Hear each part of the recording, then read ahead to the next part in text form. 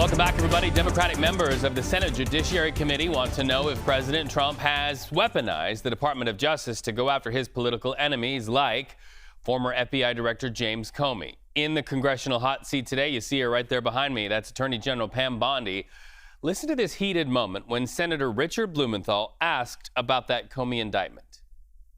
I am not going to discuss any conversations I have, nor any investigations, nor you are unwilling to tell pending this committee cases. about conversations with the White House And if I may James continue, Comey's indictment. and if I may Let continue, me show you a picture. James Comey was indicted by one of the most liberal grand juries in the United States.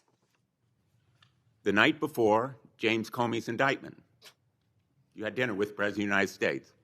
Pretty intimate group. Actually, there were a lot of people there that night. That's a great James picture. Comey discussed at that dinner? I love that picture. That's a great picture. And there were a lot of people there that night. I think the entire cabinet was there. Did you discuss James Comey with the President of the United States? He was sitting just to your left. Well, 2 seats down, yes. 2 seats down. And I am not going to discuss any conversations I've had or not have with the President of the United States. Because the American public is entitled to know, Madam Attorney General, the entire cabinet was at that dinner. Whether you took instructions from President Trump after he told you very directly to indict James Comey, which is weaponization of the Department of Justice. And which is something the Trump administration said they wanted to end. So let's talk about that. Let's go live to Washington and CBS News Justice correspondent Scott MacFarlane. What are your takeaways from that exchange in particular?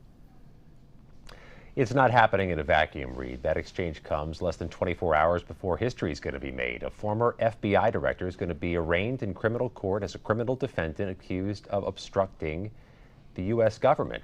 And there were multiple times during this hearing in which Attorney General Bondi was asked if that Truth Social post you saw beside Senator Blumenthal was the cause of this filing of this criminal case against James Comey. It happened just a few days before. The U.S. attorney in the Eastern District of Virginia was ousted. A new one was put in place, and then the charges were brought to the grand jury. There's a lot of back and forth on a lot of things, but the James Comey questions come right before we see him in a federal courthouse in America tomorrow. What else stood out to you in the hearing today? Was it all about Comey, or were there other talking points?